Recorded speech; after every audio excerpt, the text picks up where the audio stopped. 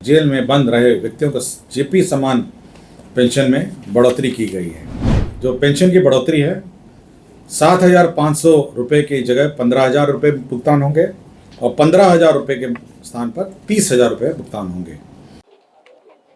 सबसे पहले जो महत्वपूर्ण एजेंडे हैं इसमें 6 औद्योगिक क्षेत्र के बारे में निर्णय लिए गए हैं। इसमें 5 नए औद्योगिक क्षेत्र गठन का निर्णय लिया गया है और एक पुराना जो औद्योगिक क्षेत्र है उसका विकास का है।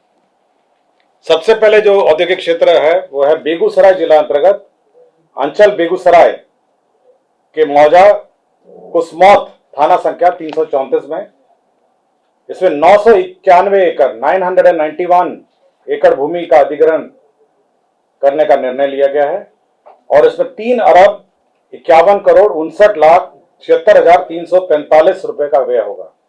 तो बेगूसराय में 991 एकड़ भूमि का नए औद्योगिक क्षेत्र के लिए अधिग्रहण किया जाएगा और इसमें 3 अरब 51 करोड़ 59 लाख 76,345 रुपए व्यय होंगे। पटना जिला अंतर्गत यह नया औद्योगिक क्षेत्र है। जिला अंतर्गत अंचल बख्तियारपुर के मौजा सैदपुर थाना नंबर 170। इसमें 500 एकड़ भूमि का आधारभूत संरचना विकास प्राधिकार के माध्यम से अधिग्रहण किया जाएगा। इसमें 2 अरब 19 करोड़ 34 लाख 84,930 रुपए व्यय होंगे। तो बख्तियारपुर अंचल में 500 एकड़ भूमि का अधिग्रहण होगा नए औद्योगिक क्षेत्र के लिए। सिवान जिला अंतर्गत अंचल मैरवा के अंतर्गत मौजा अटवा थाना नंबर 45। इसके अंतर्गत 167 एकड़ भूमि का अधिग्रहण होगा। इसके अंतर्गत रुपए 1 अरब 13 करोड़ 92 लाख 24,000 रुपए इसमें व्यय होंगे। 167 एकड़ भूमि इसमें का अधिग्रहण होगा। सहरसा जिला अंतर्गत अंचल कहरा मौजा बनगांव थाना नंबर 137। इसमें 420 एकड़ भूमि का अधिग्रहण होगा आधारभूत संरचना विकास प्राधिकार के माध्यम से और रुपए 88 करोड़ 1,13,847 रुपए इसमें व्यय होंगे। तो सहरसा जिला अंतर्गत अंचल कहरा मौजा बनगांव यहाँ पे नया औद्योगिक क्षेत्र बनेगा। मधेपुरा जिला अंतर्गत अंचल ग्वालपाड़ा के मौजा विश्वाड़ी में रकबा 143 एकड़ और अन्य भूमि सब मिला के 548 एकड़ कुल भूमि आधारभूत संरचना विकास प्राधिकार द्वारा अधिग्रहण किया जाएगा। इसके अंतर्गत 41 करोड़ 26 लाख 100 रुपए मात्र व्यय किए जाएंगे। ये मधेपुरा का नया औद्योगिक क्षेत्र होगा। वित्तीय वर्ष 2025-26 में अमृतसर कोलकाता और औद्योगिक कॉरिडोर परियोजना, ये पुरानी परियोजना है, ये डोबी के पास है। कहता है integrated manufacturing cluster IMC Dobby गया के भौगोलिक क्षेत्र विस्तार हेतु वन भूमि के समतुल्य रैयती एवं अनाबाद बिहार सरकार के सर्वेक्षित भूमि अंचल मोहनपुर के विभिन्न मौजा 700 एकड़ तथा अंचल फतेहपुर के विभिन्न मौजा में 600 एकड़ अर्थात कुल समेकित भूमि रकबा 1,300 एकड़ का आधारभूत संरचना विकास प्राधिकार के माध्यम से अधिग्रहण किया जाएगा। इसमें 4 अरब 16 करोड़ व्यय होंगे।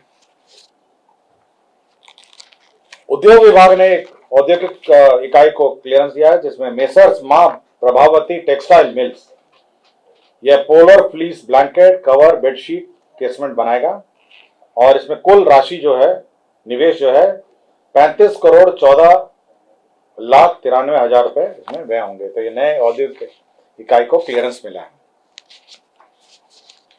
राज्य में एयरपोर्ट के विकास विस्तार के संबंध में मंत्रिपरिषद ने निर्णय लिया है जिसमें बीरपुर मुंगेर वाल्मीकि नगर मुजफ्फरपुर सहरसा एवं भागलपुर ग्रीनफील्ड हवाई अड्डों का ओएलएस सर्वे कराने का निर्णय लिया है। इसमें भारतीय विमानपत्तन airport authority of India limited India को 2 करोड़ 90 लाख 91,720 रुपए जीएसटी सहित भुगतान करने का निर्णय लिया है। तो मैं रिपोर्ट पढ़ देता हूँ। बीरपुर मुंगेर वाल्मीकि नगर मुजफ्फरपुर सहरसा एवं भागलपुर ग्रीनफील्ड हवाई अड्डे का ओएलएस सर्वे का निर्णय लिया है। गया जी एयरपोर्ट का भी विस्तार का निर्णय लिया है। गया जी का जो रनवे है और साथ ही साथ उसका जो कैट 1 लाइट है उसको लगाने के लिए अतिरिक्त भूमि जो अधिग्रहण का निर्णय लिया है, उसमें 18 एकड़ भूमि अतिरिक्त भू अर्जन करने का निर्णय लिया है, जिसमें 137 करोड़ 17 लाख 16,016 रुपए मात्र व्यय होंगे। तो गया जी एयरपोर्ट का विस्तार का निर्णय लिया गया है। लोक नायक जयप्रकाश नारायण के नेतृत्व में दिनांक 18 मार्च 74 से 21 मार्च 77 तक की अवधि में हुए आंदोलन में मीसा और DIR के अधीन 1 माह से 6 माह एवं 6 माह से अधिक अवधि तक जेल में बंद रहे व्यक्तियों को जेपी समान पेंशन में बढ़ोतरी की गई है। इसमें जो पेंशन की बढ़ोतरी है 7,500 रुपए की जगह 15,000 रुपए भुगतान होंगे और 15,000 रुपए के स्थान पर 30,000 रुपए भुगतान होंगे।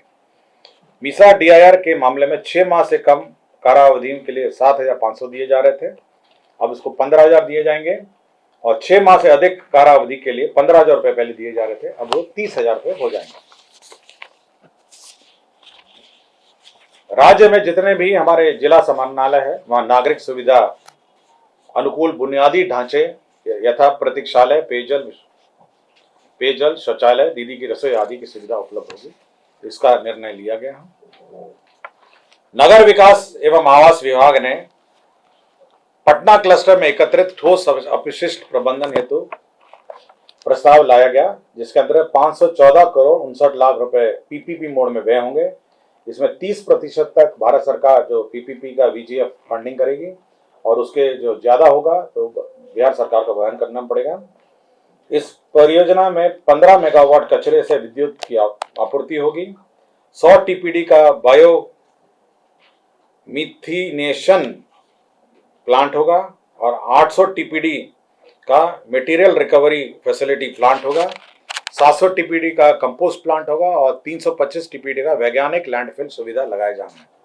तो ये PPP मोड में पटना जो क्लस्टर है उसमें integrated solid waste management project का स्वीकृति दिया गया।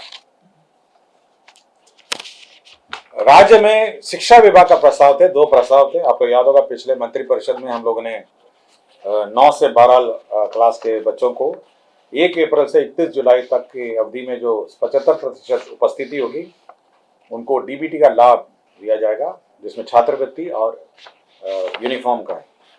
उसी प्रकार 1 से 8 कक्षा में जो छात्र होंगे उनको यही सुविधा दी जाएगी।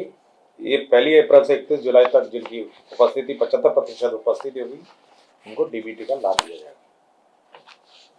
पशु एवं मत्स्य संसाधन विभाग में ये पशु अस्पतालों का निर्माण नाबार्ड में RIDF मद से करने का निर्णय लिया गया।